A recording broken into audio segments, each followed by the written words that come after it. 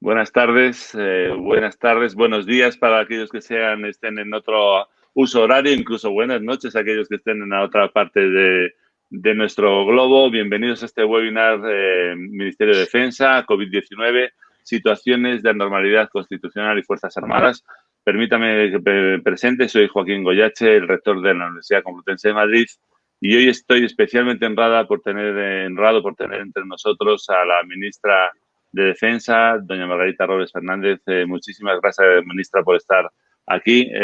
Sabemos de tu agenda tan apretada y sabemos que tienes poco tiempo, pero es un honor para nosotros que nos dediques el poco tiempo que tienes para presentar e inaugurar este webinar. Y quiero también destacar la presencia de nuestro queridísimo decano de la Facultad de Derecho, el profesor Ricardo Alonso García. Antes de proceder con esta inauguración, quiero agradecer a la Fundación de la Universidad Complutense de Madrid por esta extraordinaria idea, este numeroso ya grupo de webinars, entre los que la Facultad de Derecho, y felicidades decano, está tomando una parte muy activa, tocando temas de muchísima actualidad. Así que enhorabuena a la Fundación, enhorabuena en este caso a la Facultad de Derecho, enhorabuena decano. Y procedemos a la inauguración. Cedo la palabra al decano de la Facultad de Derecho de la Universidad Complutense de Madrid. Querido decano. Muchas gracias, excelentísimo y magnífico señor rector de la Complutense, querido Joaquín Goyache, excelentísima ministra, doña Margarita Robles. Un honor tenerte con nosotros en el día de hoy. Y unas breves palabras para introducir este webinar respaldado por la Fundación General y organizado por la Facultad de Derecho y más concretamente por su Cátedra Extraordinaria de Derecho Militar junto con las Fuerzas Armadas, con especial protagonismo de la Secretaría General Técnica del Ministerio de Defensa. Voy a presentar rápidamente el seminario y brevemente en la segunda parte de mi intervención contextualizaré este seminario y lo que significa para la Universidad Complutense y para las Fuerzas Armadas. Como adelantaba el rector, lleva por título Situaciones de anormalidad constitucional y Fuerzas Armadas. A lo largo de hoy, de mañana, del miércoles y del jueves, vamos a poder disfrutar como pasaré rápidamente a presentar, de exponentes de las Fuerzas Armadas, de la comunidad universitaria de primerísimo nivel, no solo en el ámbito nacional, sino también en el ámbito iberoamericano. Una vez que concluya formalmente este acto, intervendrá hoy en primer lugar el primer ponente, Alfonso Fernández Miranda. Buenas tardes, Alfonso, le tenemos en pantalla, al que procederé a presentar una vez que concluya esta apertura formal del seminario. En el día de mañana tendremos también el honor de contar ni más ni menos con una ponencia individual como la de hoy de Alfonso Fernández Miranda. La de mañana será una ponencia individual ni más ni menos que del jefe del Estado Mayor de la Defensa, don Miguel Ángel Villarroya, que es, como decía, jefe del Estado Mayor de la Defensa, teniente general del Ejército del Aire, que nos hablará de la función de las Fuerzas Armadas durante la pandemia. Si han tenido los oyentes y los telespectadores la oportunidad de leer con calma los periódicos del fin de semana, el GEMAT, el jefe del Estado Mayor de la Defensa, bueno, adelantaba ya probablemente algo de lo que será su intervención en el día de mañana con una muy interesante entrevista en la que llevaba como titular que incluso Estados Unidos estaba tomando nota del papel, del rol que habían desempeñado nuestras Fuerzas Armadas durante la pandemia, entrevista que fue publicada en un periódico de tirada nacional. Ya en el día del miércoles y el día del jueves, los dos siguientes días, se va a hacer un interesantísimo análisis comparado de la función de las Fuerzas Armadas en otros países del entorno iberoamericano. Y vamos a contar, como apuntaba al principio de mi intervención, con personas de primerísimo nivel. tanto nacional como invitados extranjeros de la academia. Contaremos con Mario Monteferreira, que es catedrático de la Universidad de Minho, de Portugal, y gente muy experimentada en el mundo de la práctica del derecho militar. Contaremos con las intervenciones, entre otros, de Waldo Martínez, que ha sido o es ex auditor general del Ejército de Chile, Camilo Suárez, que es magistrado de la Alta Jurisdicción Especial para la Paz del Alto Tribunal de Colombia. Contaremos con Ricardo Sodi, que es actualmente presidente del Tribunal Superior de Justicia del Estado de México, con Susana Castañeda, ministra de la Corte Suprema del Perú, y Elizabeth Beth, para los amigos, que es mi caso, Beth Rocha, que es magistrada, ministra del Supremo Tribunal Militar de Brasil. De hecho, es la primera mujer que integró ese tribunal, Supremo Tribunal Militar de Brasil, y la primera mujer que lo presidió hace un par de años. Después de esas dos jornadas brillantes, espero, y estoy seguro que así serán, de análisis comparado, la clausura del curso correrá a cargo de la recientemente nombrada subsecretaria de Defensa, doña María Amparo Valcarce. María Amparo Valcarce es una persona con una dilatada carrera política y profesional. Me permito recordar aquí que se fue secretaria de Estado de Políticas Sociales, posteriormente fue delegada del Gobierno de la Comunidad de Madrid y acaba de ser nombrada en una remodelación llevada a cabo por la ministra, por el Consejo de Ministros, que ha llevado a dos mujeres a la cúpula detrás de la ministra. Esperanza Casteleiro, nombrada la semana pasada secretaria de Estado de Defensa, y María Amparo Valcarce, como decía, recién nombrada subsecretaria de Defensa. María Amparo Valcarce, que venía por lo demás de ser directora general de reclutamiento y enseñanza militar. Bien, ese es el contexto en el que se va a desarrollar este seminario, al que auguro el mayor de los éxitos. Unas breves palabras para finalizar, para contextualizar el presente seminario. El presente seminario, adelantaba, que es el fruto de una colaboración de la Cátedra Extraordinaria de Derecho Militar, cuyo titular es el ponente, al que daremos la palabra cuando termine este acto de clausura, Alfonso Fernández Miranda, y la Secretaría General Técnica del Ministerio de Defensa.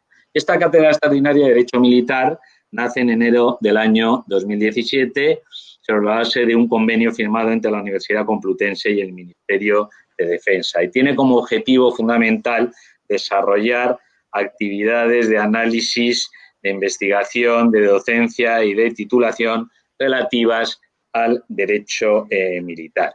Bien, pues desde enero del año 2017 esta Cátedra de Derecho Militar ha desarrollado una intensísima labor con muchos cursos, muchos seminarios.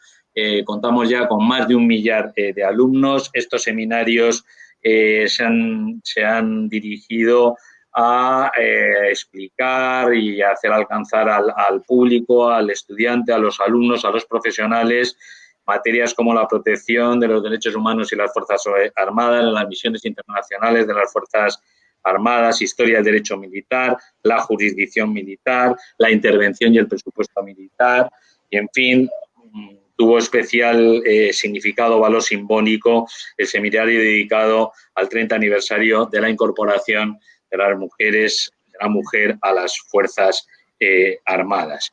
Bien, fruto de este intenso papel desarrollado a lo largo de estos años por la Cátedra de Derecho Militar, que no se quedó en nuestro país. De hecho, el primer seminario organizado por la Cátedra, que se llevó a cabo en la Facultad de Derecho, contó con la participación de algunos de los intervinientes en el seminario a lo largo de esta semana, por tanto, procedentes del entorno de nuestros estados hermanos iberoamericanos, fruto de esa labor que arranca de esta cátedra, insisto, Derecho Militar de la Complutense el año 2017, va a ser ni más ni menos que la creación, un año después, en el año 2018, del Instituto Iberoamericano de Derecho Militar Comparado. Esto es un hito, Instituto Iberoamericano de Derecho Militar Comparado, que en estos momentos preside precisamente el titular de la Cátedra de Derecho Militar, don Alfonso Fernández Miranda. Y no acabó, y ya voy concluyendo, no acabó ahí la labor de esta Cátedra de Derecho Militar. Hace apenas el 30, que me corrija el rector, el 30 fue el Consejo de Gobierno, el 30 de junio, es decir, hace apenas menos de 2 semanas, la Complutense, el Consejo de Gobierno, presidido por el rector Goyache, tuvo a bien aprobar el nuevo grado en Estudios Jurídicos Militares. Nuevo grado en Estudios Jurídicos Militares, después de 6 meses de intenso trabajo del equipo de Canal, con gente de la Secretaría General Técnica del Ministerio de Defensa, para preparar ese grado en Estudios Jurídicos Militares, que todavía estará pendiente de la aprobación de la Fundación I+D, que no tenemos ninguna duda de que concluirá con éxito y que marcará, yo no tengo la más mínima duda, lo dije el día 30, por cierto, en ese Consejo de Gobierno estuvo invitado el secretario general técnico, don Emilio Fernández Piñeiro, a quien agradezco todos estos meses de contacto para llegar a buen puerto este nuevo grado y que marcará, estoy absolutamente convencido de ello, un antes y un después en la vinculación de las Fuerzas Armadas a la universidad y a través de la universidad a la propia sociedad, marcando un nuevo hito en las relaciones de las Fuerzas Armadas con la Universidad Complutense de Madrid. Esto es todo por mi parte, querido rector. Muchas gracias. Muchísimas gracias, querido decano. Excelentísima señora ministra de Defensa, ilustrísimo decano, querido Alfonso Fernández Miranda, ponente, autoridades militares, autoridades académicas, queridos asistentes. La verdad es que yo tengo que ser breve porque la palabra es más importante, la tienen mi querido decano y la excelentísima señora ministra de Defensa. Pero yo no podía menos que agradecer la presencia de la ministra. Es para nosotros un honor, para la Universidad Complutense, su presencia aquí, inaugurando este webinar, repito, agradeciendo de nuevo la actividad de la Fundación General de la Universidad Complutense de Madrid y, en este caso, a la Facultad y sobre todo a la Cátedra Extraordinaria de Derecho Militar y a la Secretaría General Técnica del Ministerio de Defensa por la idea, por el proyecto de realizar este webinar en un momento tan importante, tan oportunos, en esta coyuntura tan singular que nos está golpeando a toda la sociedad española y a la sociedad internacional.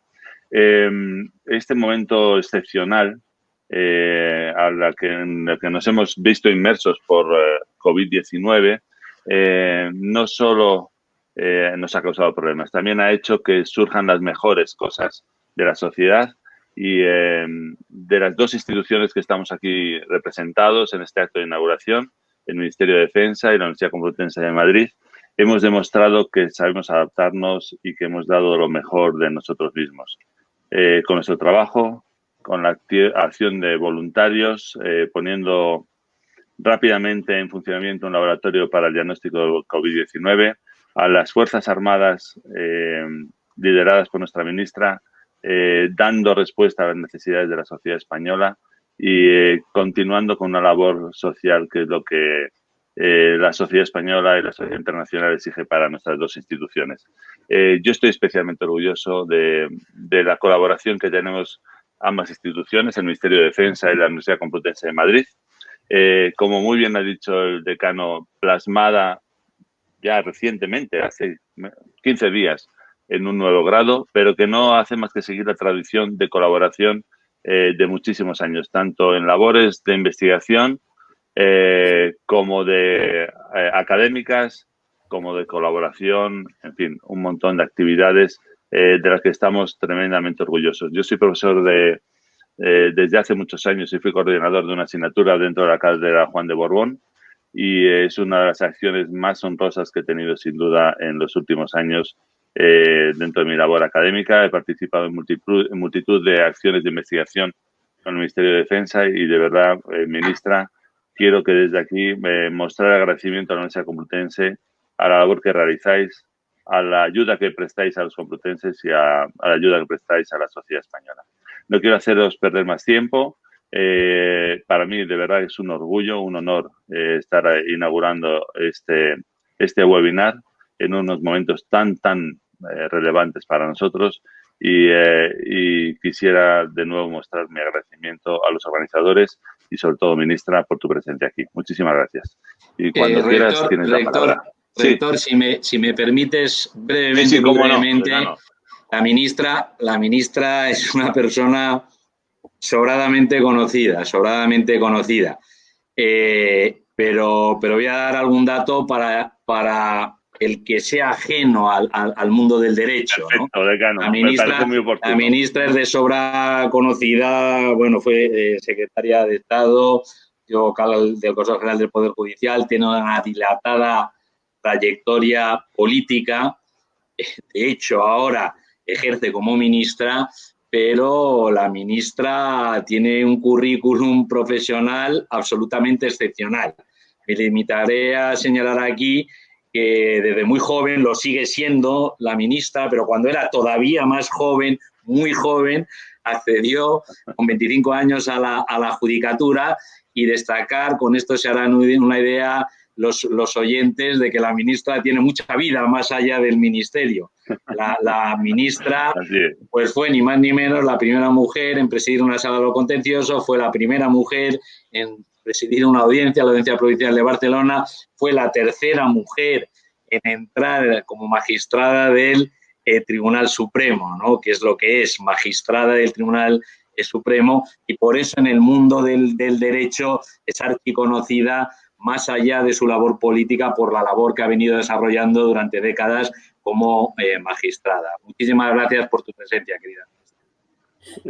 Muchas gracias, decano, porque lamentablemente me he olvidado de que no solo estamos españoles aquí que conocemos la trayectoria de nuestra ministra, que yo no sé, ministra, una pequeña crítica nada más, es que no eres complutense y algún fallo tenías que tener, porque por lo demás tienes un currículum extraordinario y es verdad, perdóname las personas que no son españolas, que conocemos la trayectoria extensísima, profundísima, de servicio a nuestro país de la ministra, así que has estado muy oportuno, decano. Se me había olvidado, perdona, ministra, mi error, porque pensaba que, claro, que no tengo en cuenta que al inicio sí que hay muchos compañeros internacionales asistiendo a este webinar. Lo siento, ministra, y de verdad un honor de nuevo el que estés aquí. Cuando quieras, como dirían los sajones, the floor is yours. Bueno, pues muy buenas tardes a todos, buenos días a los que estén en otros países, que tengan otro horario. Yo quiero empezar agradeciendo muy en particular al rector que me haya permitido estar aquí en este acto académico. Gracias, rector, de todo corazón, al decano, a todos los ponentes. Para mí, efectivamente, es un honor poder formar parte hoy en día de este panel, de la presentación de este seminario y, además, hacerlo con la Universidad Complutense. Una de las cuestiones que a mí más me gusta del Ministerio de Defensa es explicar y saber que el Ministerio de Defensa y nuestras Fuerzas Armadas forman una parte inequívoca y una parte muy importante de nuestra sociedad, y donde mejor se puede ver esa simbiosis es precisamente en el ámbito universitario. Hablaba antes el decano de mi currículum. Yo no entré a los 25 años, entré a los 23, por aquello de que soy así como... No, pero lo cuento, es verdad, yo tengo una larga trayectoria profesional de servicio a España. Lo he hecho fundamentalmente en el ámbito de la judicatura, donde ingresé muy joven en la carrera judicial, he estado en todos los ámbitos, he sido mujer pionera en muchísimos lugares, en la presidenta de Audiencia Provincial, en el Supremo y demás. Yo creo mucho en la labor de los servidores públicos. Yo me defino a mí misma como una servidora pública, que creo que es lo que tenemos que ser todas las personas que estamos, bueno, pues en la vida pública, en cualquier ámbito, en la universidad también. Y puedo decir que desde esa trayectoria que me da desde muy joven haber estado sirviendo a mi país, estar sirviendo a los ciudadanos en la Administración de Justicia, creo que los momentos en los que yo me siento más orgullosa de mi trayectoria profesional son precisamente en estos momentos como ministra de Defensa. Poder dirigir un ministerio formado por más de 120.000 hombres y mujeres que forman nuestros ejércitos, nuestras Fuerzas Armadas, hombres y mujeres valientes, generosos, comprometidos, perfectamente formados, que son un ejemplo y que son la admiración de muchísimos países del mundo, es algo que no se puede describir con palabras. Y que además son unas Fuerzas Armadas, como decía antes, no solamente modernas, preparadas y un ejemplo en Europa y en el mundo, sino que plenamente integradas en la sociedad. Frente a lo que ocurría hace muchos años, en lo que a las Fuerzas Armadas se las veía como una institución distante y ajena a los problemas que pudieran tener los ciudadanos, yo creo que precisamente esta pandemia ha demostrado que los primeros servidores públicos, quienes más se unen a la sociedad junto con los sanitarios y junto con otros colectivos, han sido las Fuerzas Armadas. Todos sabemos que el mundo está viviendo unos momentos muy duros en los que se ha puesto de relieve la vulnerabilidad del ser humano. Y esa vulnerabilidad del ser humano pues, ha demostrado con un virus, esta pandemia, que hace que haya 11 millones de contagiados en el mundo, más de medio millón de muertos en el mundo, y también España, lamentablemente ha sido víctima terrible de este COVID-19. Cuando el día 14 de marzo, siguiendo las instrucciones de la Organización Mundial de la Salud, se decide declarar el estado de alarma, pues se nombra 4 autoridades competentes y una de las autoridades competentes es la ministra de Defensa, precisamente para que las Fuerzas Armadas tengan un papel importante con una finalidad esencial que era la del estado de alarma. Intentar salvar vidas, intentar llegar a donde no se podía llegar y estar siempre y fundamentalmente con los más vulnerables. Mañana el GEMAT contará con detalles todas las distintas operaciones que se hizo. Yo puedo decir que desde ese día 14 de mayo, inmediatamente las Fuerzas Armadas se organizaron con un mando único, que estaba presidido por el GEMAT, con un mando de operaciones y, si se me permite coloquialmente, salieron a la calle. Y lo hicieron en 4 grandes grupos de actuaciones, las estrictamente sanitarias, las sanitarias que estaban llevadas a cabo fundamentalmente en los hospitales militares, en el Hospital Central de la Defensa de Madrid, con Esculla, y en el Hospital de Zaragoza, pero también ayudando a instalar aquellos hospitales de campañas en aquellos sitios donde no había ya cabidas. Hubo unos momentos durísimos que todo el mundo recuerda, donde las UCIs de todos los principales hospitales de España estaban colapsados. Y ahí estaban nuestras Fuerzas Armadas, nuestros hombres y mujeres, construyendo desde hospitales de campaña, como hicieron en Segovia, como hicieron en Sabadell, como hicieron en IFEMA Madrid, en 48 horas, en menos de 48 horas se hizo, y ahí estaban las Fuerzas Armadas creando toda la infraestructura necesaria para que eso se pudiera hacer.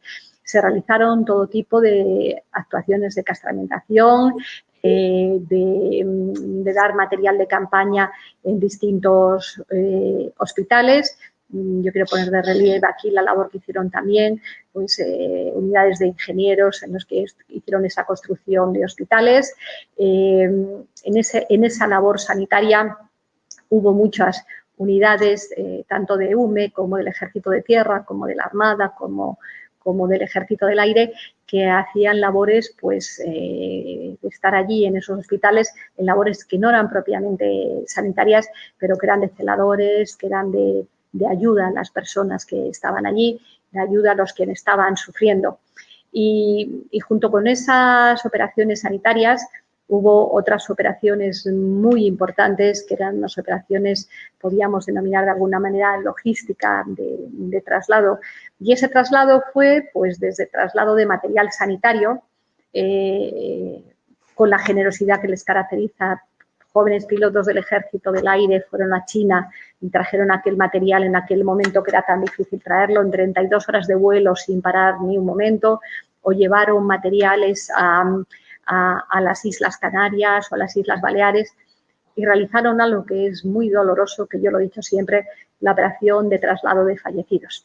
Hubo momentos durísimos en los que los centros sanitarios no podían más con el número de fallecidos que había.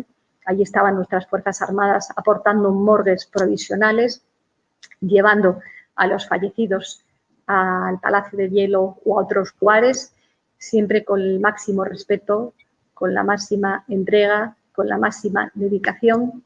Explicar cómo oírla a un cabo o oírla a un soldado, cómo daban la última mano, aunque fuera visto con los EPIs que llevaban a personas que fallecían y cómo en ningún momento los dejaron solos. Eso es algo que pone de relieve no solamente la gran capacidad de las Fuerzas Armadas, sino la absoluta humanidad que tuvieron. Yo siempre cuento esa anécdota, pero que la cuento muchas veces, pero que quiero contarla. Cuando yo fui al Palacio de Hielo, no a la despedida, sino a una visita privada, y el Palacio de Hielo estaba lleno de féretros, yo les dije a hombres y mujeres que había de UME y del Ejército de Tierra, no dejen solo nunca a los fallecidos, y ellos me dijeron, no se preocupe, ministra, son nuestros soldados, nunca los dejaremos atrás. Esos son nuestros hombres y mujeres de las Fuerzas Armadas. Junto con esta labor de traslado, que ya digo, mañana explicará el GEMAT con más detalle, realizaron inspecciones de actuaciones de desinfección.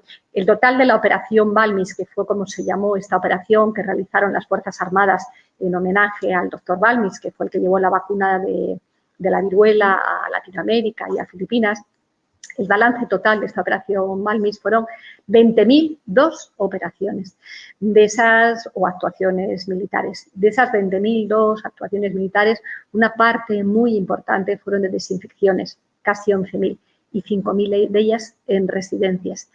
Yo creo que este país, lo he dicho muchas veces, tiene que hacer una reflexión muy seria, muy profunda. ¿Qué está pasando? ¿Qué pasaba con las residencias? No podemos dejar que desatendidos a nuestros mayores, porque ellos no es que sean el pasado, son el presente y son el futuro también por la sabiduría que representan.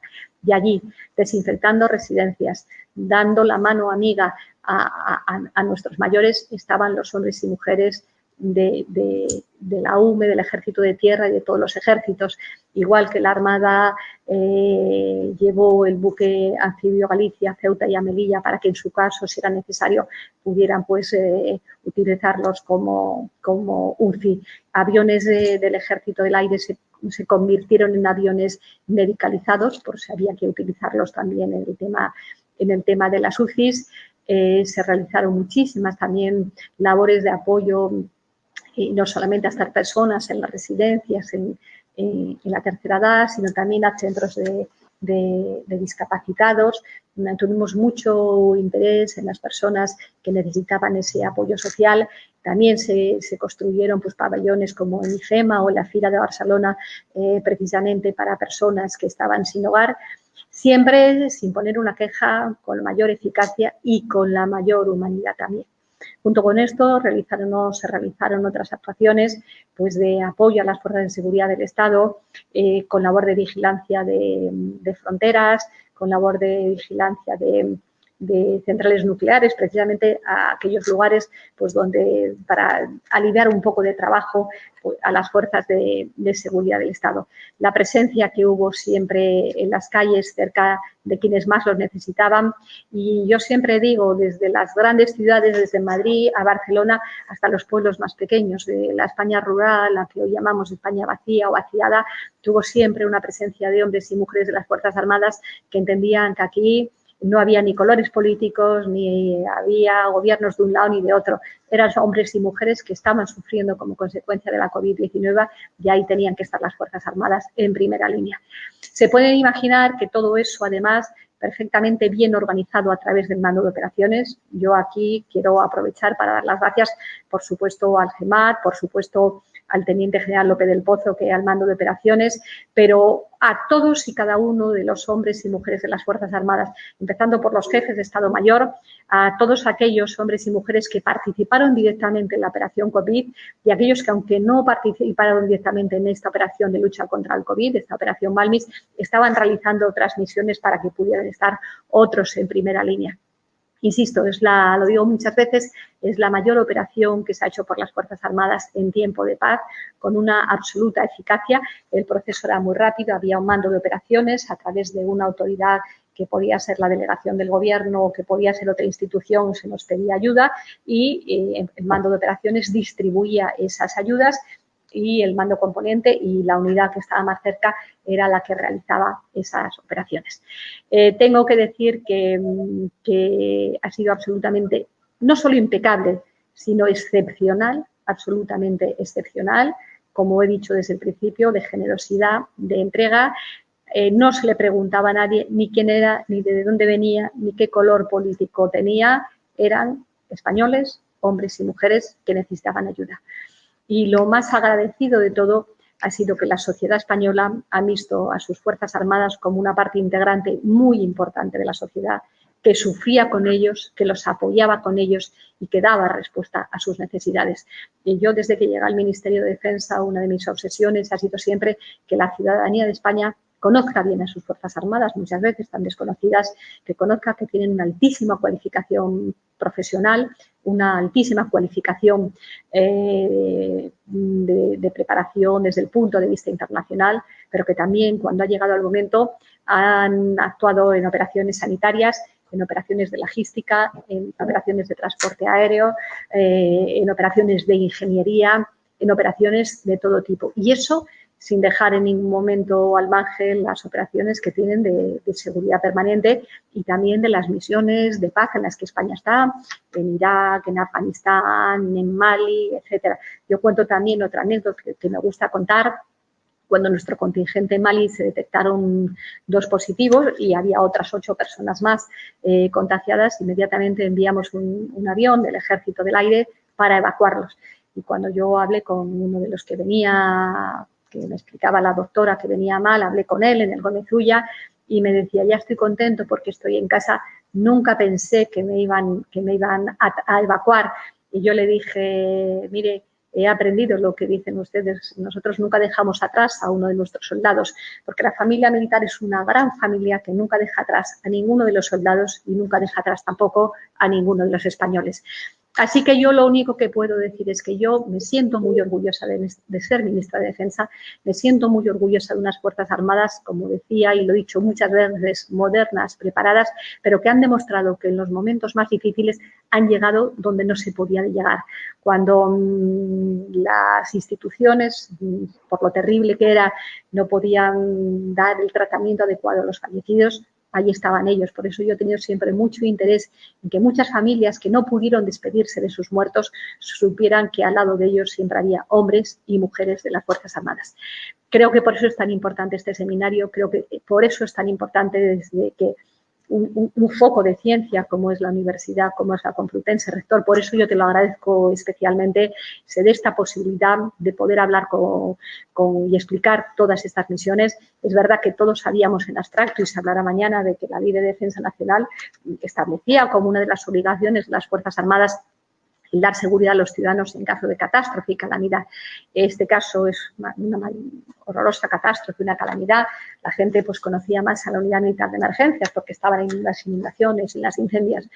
Pero además de esa profesionalidad, hay una parte con la que yo me quiero quedar. Y es la parte que yo siempre digo, la humanidad, la vocación de servicio.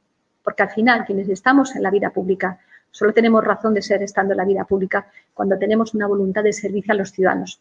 Lo demás, las apetencias personales, los intereses personales, yo lo respeto, pero las Fuerzas Armadas nos dan cada día una lección de servicio a los ciudadanos.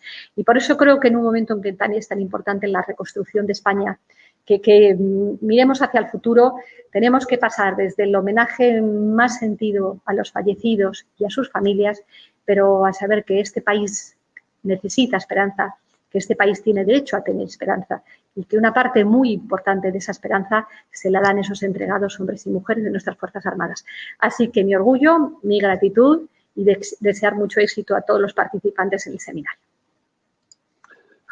Muchísimas gracias, ministra.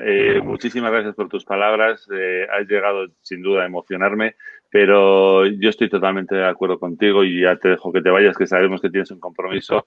Sobre todo quisiera agradecerte a ti, a los componentes, a las mujeres y hombres de las Fuerzas Armadas, el que hayan acompañado a nuestros mayores, que nos hayan acompañado a la sociedad española, como muy bien has dicho, por no dejar atrás a nadie, por no dejarnos solos nunca. y la verdad que para nosotros es un honor tener unas Fuerzas Armadas con la profesionalidad, pero sobre todo con la humanidad, como las demuestran nuestras mujeres y hombres que están bajo tus órdenes. Muchísimas gracias, ministra. Así es, rector. Es un honor tenerte aquí. Muchísimas gracias. El honor de es verdad, para que nos mí. ha llegado. Gracias, gracias. El honor es para mí. Muchísimas gracias. Muchas gracias. Gracias, ministra. Gracias, ministra. Gracias, ministra. Muchas gracias. Adiós. Buenas tardes. Bueno, señor decano, tiene usted la palabra para presentar a nuestro magnífico ponente y para dar ya oficialmente inaugurado este magnífico webinar. Así que cuando quieras, Ricardo, querido amigo, tienes la palabra. Muchísimas gracias, querido rector. Muchísimas gracias por tu presencia una vez más, respaldando estos webinars que están poniendo en el mundo, que es donde tiene que estar a la Universidad Complutense, reforzando su internacionalización. Tengo ahora ya el honor de presentar rápidamente, para que no se nos vaya el tiempo, a Alfonso Fernández Miranda, que necesita muy poca presentación. Alfonso Fernández Miranda, bastará decir que es catedrático desde hace muchos años también, pese a su juventud, hace muchos años de Derecho Constitucional. Es, como decía, titular de la cátedra desde su nacimiento, de la Cátedra Extraordinaria de Derecho Militar de la Universidad Complutense de Madrid, y ha sido nombrado presidente, yo creo que esto es muy importante, también rector, destacarlo, presidente del Instituto Iberoamericano de Derecho Militar Comparado. Presidencia que se debe al propio perfil, al excelente perfil académico de Alfonso, y también al crucial papel desarrollado no solo en nuestro país, sino en el ámbito iberoamericano por la Cátedra de Derecho Militar desde sus mismos orígenes. Por lo demás, Alfonso, bueno, tiene tanta trayectoria iberoamericana que no solo es presidente del Instituto Iberoamericano de Derecho Militar, sino que también es presidente, esto sí, honorario, pero porque no quiso aceptar la presidencia, ya 2 presidencias ejecutivas hubiera sido demasiado, pero no deja de ser presidente honorario del recién nacido también Instituto Iberoamericano de Derecho Parlamentario. Así que, queridísimo Alfonso, querido titular de la Cátedra de Derecho Militar, es tu momento para deleitarnos con tu ponencia sobre las situaciones de emergencia y problemas constitucionales. Se habrán fijado los oyentes que el título del seminario es Situaciones de anormalidad. El título de la ponencia del profesor Fernández Miranda es Situaciones de emergencia. Ni se nombra la palabra alarma, ni se nombra la palabra excepción, porque tiene unas connotaciones jurídicas muy claras en nuestra Constitución, y tan solo decir que quienes estén, bueno, no solo los expertos en derecho, sino mínimamente interesados sobre el devenir constitucional que ha tenido esta crisis de la pandemia, bueno, con solo decir que ha habido dos posturas bien contrastadas, ¿no? Y no por cualesquiera, por 2 exmagistrados del Tribunal Constitucional, uno de ellos incluso expresidente, ¿no? Por un lado, el magistrado y catedrático de Derecho Constitucional, Manolo Aragón, y por otro lado, en el otro lado, el también exmagistrado y expresidente del Tribunal Constitucional y catedrático de Derecho Constitucional, Pedro Cruz Villalón. Este último defendiendo el que el estado de alarma se ha mantenido dentro del marco constitucional, Manolo Aragón, por su parte, denunciando lo que él considera un exceso de esa configuración constitucional del estado de alarma que nos habría situado de facto en un estado de excepción. Sin más prolegómenos, querido Alfonso, tienes la palabra. Buenas tardes a todos. Inicio mi intervención con un capítulo de agradecimientos breve, obligado, pero muy sentido. Mi agradecimiento al Ministerio de Defensa, a la ministra ya ausente Margarita Robles, por su enorme apoyo, por esa colaboración que ya tiene 3 años con la creación de esta cátedra de Derecho Militar a la que se ha referido ampliamente el señor decano.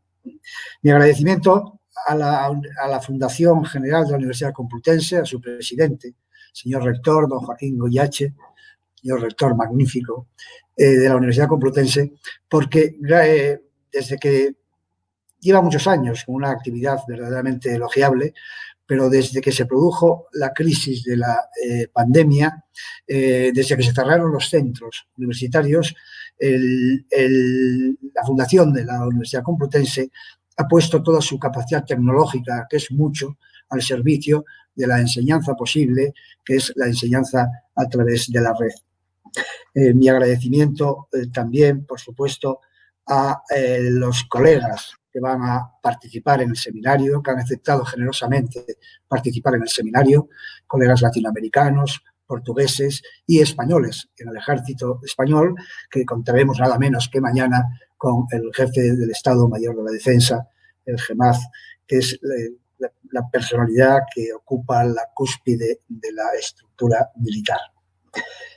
Last but not last, mi agradecimiento, querido Ricardo, querido decano, por tu apoyo, por tu ayuda permanente y por esa generosa presentación tanto desmesurada que sin duda es fruto del cariño más que de la justicia. Bien, entrando en materia, el COVID-19, la pandemia que nos asola a todos, ha afectado a todos los niveles de la realidad social. En primer lugar, sin duda, el ámbito sanitario, el sistema sanitario y los profesionales de la sanidad, que una vez más quiero rendirles un tributo, un homenaje, creo que se los merecen todos, médicos, enfermeros, auxiliares, limpiadores, en fin, las personas que trabajan en los centros sanitarios han realizado un esfuerzo admirable que es digno de todo agradecimiento, a veces un esfuerzo ciertamente heroico.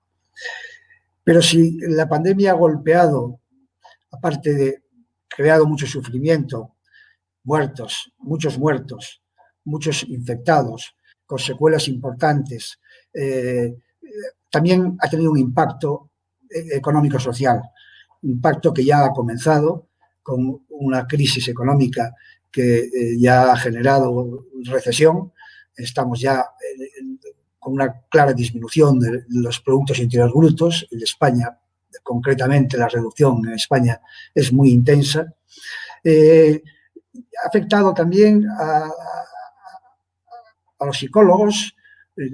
La situación ha generado problemas psicológicos por los fallecidos, sus familiares, las condiciones de esos fallecimientos, la imposibilidad del duelo, la cuarentena, el confinamiento, a veces en unas condiciones de habitabilidad muy limitadas o muy precarias. Todo esto ha generado problemas psicológicos que tardarán en cicatrizar y algunos, desgraciadamente, no cicatrizarán nunca. Voy a referirme fundamentalmente en una primera aproximación, voy a referirme a los países europeos, y voy a hacerlo desde una perspectiva jurídica, porque, en fin, también la situación nos ha interpelado a los juristas. Los estados, y me refiero a los estados democráticos de derecho, no me interesa lo que ha pasado, lo que han hecho el gobierno chino, ni el de Corea del Norte, donde seguramente el virus aterrado no entró, por eso no tienen ni contagiados ni fallecidos. Me voy a referir a los países democráticos, a los estados democráticos de derecho, a los estados constitucionales. En Europa, voy a referirme, fundamentalmente a Europa, porque habrá ponentes latinoamericanos, y en Europa también voy a excluir a Portugal, porque también habrá un ponente portugués. Las medidas que se tomaron en Europa frente a la pandemia fueron muy similares en todos los países, ciertamente con diversa intensidad variable, con modulaciones por la intensidad del contagio, pero en términos generales, confinamientos más o menos intensos, aislamiento social, distanciamiento social, uso de mascarillas, cierre de centros escolares, cierre de centros de hostelería, cierre de centros de ocio, etcétera, etcétera, etcétera, han sido medidas muy similares. Sin embargo, no han sido muy similares los medios que se han empleado, que los diversos estados han empleado, los medios jurídicos que han empleado para abordar estos problemas. Porque en Europa, y me voy a referir a algunos países en concreto, los que mejor conozco, hay estados cuyas constituciones prevén estados de excepción, estados de excepcionalidad para situaciones de emergencia. Y otros, como Bélgica o como Italia o como la propia Suiza, que no contemplan en sus constituciones ningún estado de emergencia. En Bélgica lo solucionaron mediante una ley de delegación que concentró poderes especiales en materia sanitaria en el gobierno. En Italia, el expediente fue el decreto ley que habilitó a la presidencia del Consejo de Ministros una institución que había sido hasta entonces muy marginal a de la presidencia del Consejo de Ministros, que por cierto es una institución que ha sido bastante criticada por la doctrina italiana. Hay otros países, como Alemania o como Francia, que sí contemplan situaciones de emergencia, de excepcionalidad. Alemania en el artículo 91 y en el 115 de la Ley Fundamental de Bonn, Francia en el célebre artículo 16 de la Constitución Gaullista de 1958. Pero estos preceptos están pensados no para situaciones de catástrofes naturales, biológicas en este caso, sino para situaciones de alteraciones gravísimas del orden público o incluso, como el artículo 91 de la Ley Fundamental de Bonn prevé atentados contra la libertad y la democracia, o el artículo 115 que está previendo supuestos de agresión, incluso de guerra y de guerra exterior. Y el artículo 16 de la Constitución francesa supone una dictadura presidencial, una concentración de todo el poder del presidente. Haber echado mano de estos instrumentos tan agresivos hubiera sido, y perdónenme la expresión coloquial, aniquilar virus a cañonazos. Y digo aniquilar y no matar porque solo mueren los seres vivos. Pero no podían razonablemente acudir a instrumentos tan potentes, tan previstos para circunstancias completamente distintas para abordar el problema. Francia lo solucionó con una reforma exprés de la ley sanitaria que confería poderes especiales en la materia al presidente de la República. Y en cuanto a Alemania, aplicó el ordenamiento ordinario con sensatez, con coordinación entre los diversos Länder, en un estado en que la cooperación federal funciona con notable intensidad, con envidiable intensidad. En España sí disponemos de herramientas, una regulación que a mí se me antoja bastante moderna, mejorable como todo, pero bastante moderna. En el artículo 116 de la Constitución, en correlación con el artículo 55, se contemplan 3 estados de excepcionalidad. Perdónenme los expertos o los conocedores o los estudiantes españoles que ya han cursado Derecho Constitucional, pero entre los oyentes hay numerosos estudiantes y estudiosos latinoamericanos que quizás no conozcan suficientemente este sistema. Por eso me disculparán ustedes si en algún momento les resulto un poco pedestre. Los 3 estados que contempla el artículo 116 de la Constitución y que desarrolla luego la Ley Orgánica 4/1981, una ley orgánica de 1981, por tanto ya con mucho tiempo, contempla 3 estados de anormalidad, 3 estados de excepcionalidad. No vamos a perdernos en logomaquias, vamos a perdernos en trampas semánticas. El estado de alarma, el estado de excepción y el estado de sitio. Aquí se produce un problema sobre el cual volveré luego. Cuando la Constitución en el artículo 116 regula estos 3 estados, regula la titularidad de la competencia, quién puede declararlos, en qué condiciones puede declararlos, lo enmarca con una serie de límites, le pone una serie de principios, en fin, una serie de condiciones, pero no habla en ningún momento de los presupuestos fácticos que habilitan para la declaración de estos estados. No se detiene a decir qué tipo de hechos, qué tipo de catástrofes, qué tipo de calamidades, qué tipo de circunstancias son las que legitiman la declaración de los estados de excepcionalidad. Esto provocó que determinados sectores doctrinales hicieran una interpretación, a mi juicio precipitada, gradualista, como que eran estados que iban de menor gravedad a mayor gravedad, que según las circunstancias los fueran haciendo necesarios por el empeoramiento de la situación, se iba a pasar del uno al otro, de manera que se establecía una diferenciación cuantitativa por la intensidad de la injerencia o la intensidad de los límites a la sociedad, de la intervención en la sociedad que cada uno de los tres estados permitía. La ley orgánica, sin embargo, la ley orgánica de desarrollo, sin embargo, sí tipifica los supuestos en los cuales procede cada uno de los tres estados. Y de ahí llego yo, es mi posición personal, a la consideración de que la diferencia entre estos estados no es cuantitativa, sino cualitativa, que son tres estados que responden a situaciones de naturaleza absolutamente distinta y que no es la intensidad de la intervención lo que determina la procedencia de la declaración de uno u otro estado, sino que es la naturaleza de los hechos, las circunstancias fácticas, las que determinan la procedencia de uno u otro estado de excepcionalidad. Y yo sostengo que con un estado de alarma, la intervención o la injerencia puede ser de una tremenda intensidad, incluso superior a algunos supuestos menores de estado de excepción e incluso de estado de sitio. Piensen ustedes en catástrofes monstruosas, la voladura simultánea, no la voladura, porque ahí podía ya entrar cuestiones de otro tipo, terrorismo, tal, sino el incendio simultáneo, es un ejemplo disparatado, de todas las centrales nucleares de España.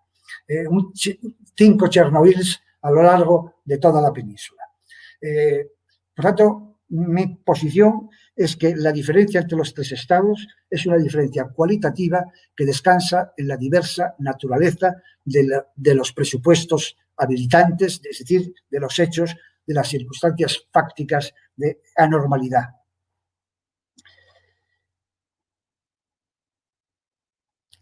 Sobre esto volveremos cuando me enfrente a esa gran pregunta que anunciaba Ricardo, decano, en alguna medida, sobre si procedía la alarma o procedía la excepción. A lo cual yo añadiré si procedía la nada, como también sostuvieron voces más o menos autorizadas y algún partido político en los debates y en la votación, en la explicación del voto, de rechazar determinadas prórrogas del estado de alarma por considerar que con la legislación ordinaria era suficiente para afrontar el problema. Frente a esas tres cuestiones me enfrentaré en su momento.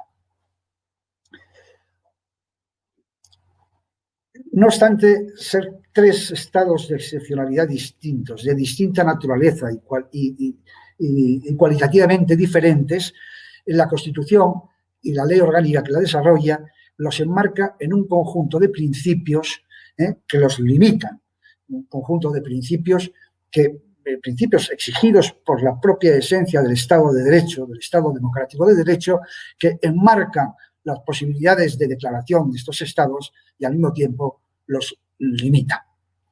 Son 5 principios que yo he denominado principio de excepcionalidad, principio de proporcionalidad, principio de continuidad, de publicidad y de responsabilidad. En primer lugar, el de excepcionalidad. Las circunstancias extraordinarias han de ser tales que mediante los poderes ordinarios de la autoridad competente resulten inabordables, que hagan falta poderes especiales para recuperar la normalidad. Por tanto, primer principio de excepcionalidad. El segundo, de proporcionalidad. Tanto la duración temporal como los medios que se arbitren para solucionar el problema han de ser los estrictamente necesarios para el retorno, el restablecimiento de la normalidad. Y además, las medidas acordadas han de ser aplicadas de manera proporcionada. En tercer lugar, y es muy importante, el principio de continuidad. La declaración de cualquiera de estos estados, alarma, excepción y sitio, no interrumpe el funcionamiento de los poderes constitucionales del Estado. En cuarto lugar, el principio de publicidad, en fin, de esencia en un Estado de Derecho, los decretos de alarma, excepción o sitio, y ahora volveré sobre ello, porque creo que merecen una explicación al menos para los que no están familiarizados con el derecho español, en qué consisten exactamente estos hechos. El principio de publicidad, naturalmente,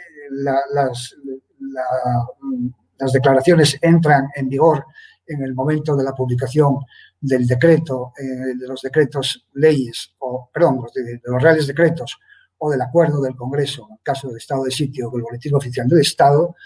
Y esto es importante, hay una restricción a la libertad de información porque impone la obligación de difundir no solo el acuerdo de la declaración del estado de excepcionalidad, sino todas las medidas que se tomen a continuación, todas las normas jurídicas que se emanen, de difundirlo no solo en los medios públicos, de manera obligada, no solo en los medios públicos, sino también en los medios privados.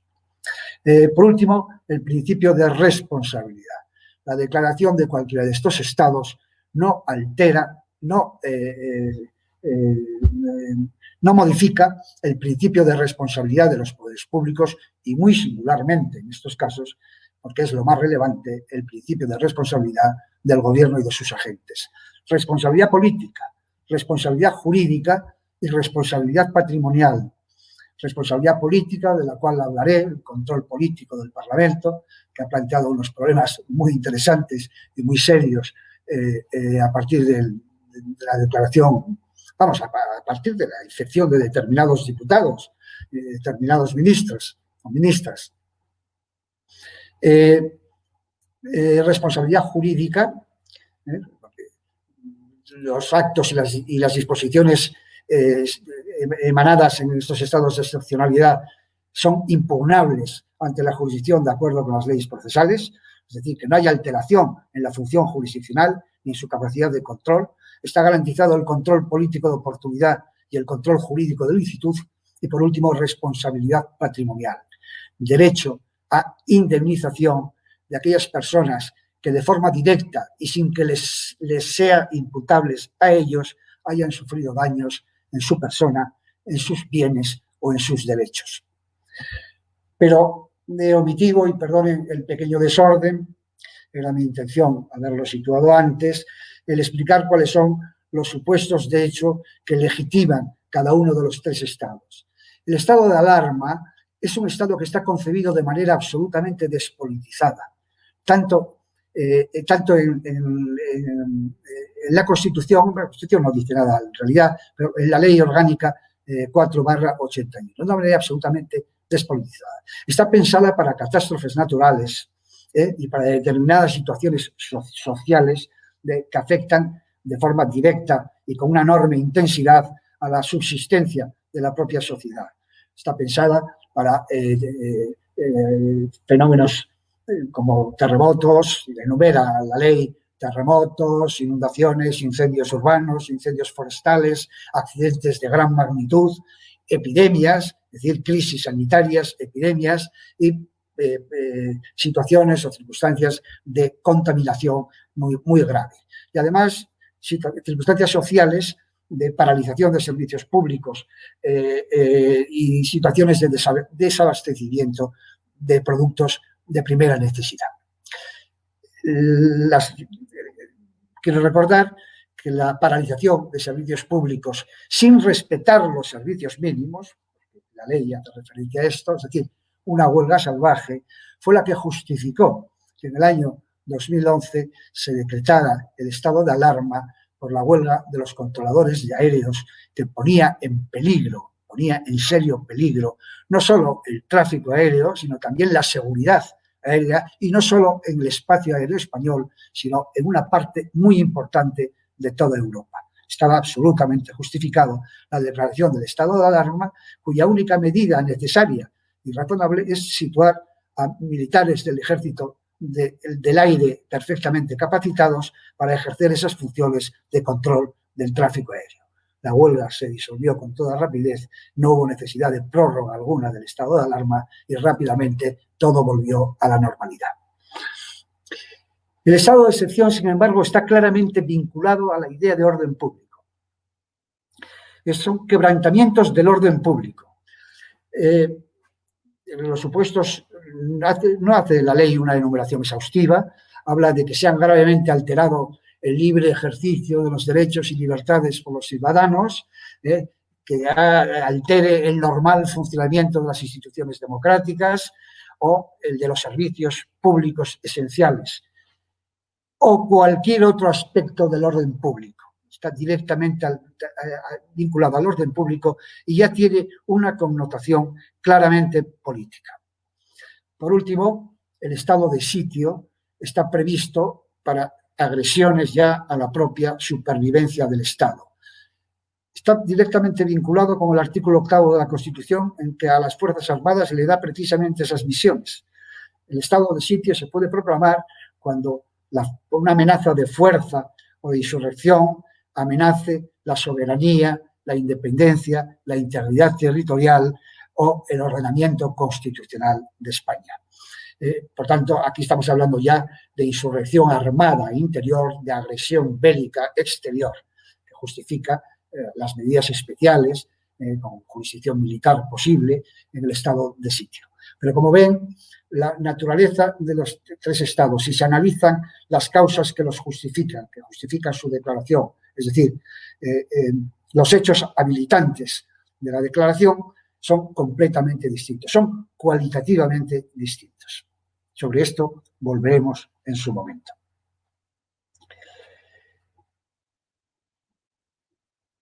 El estado de alarma,